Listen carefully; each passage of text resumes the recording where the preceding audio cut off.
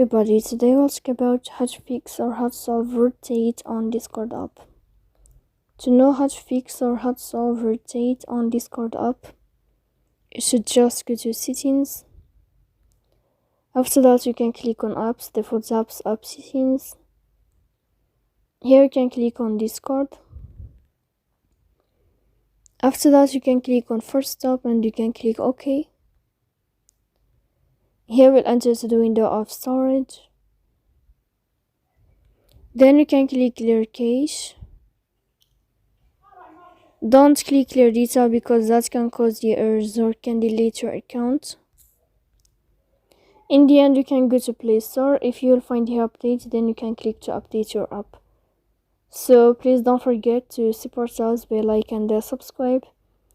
See you next time in another video, and thank you for your attention and your watching.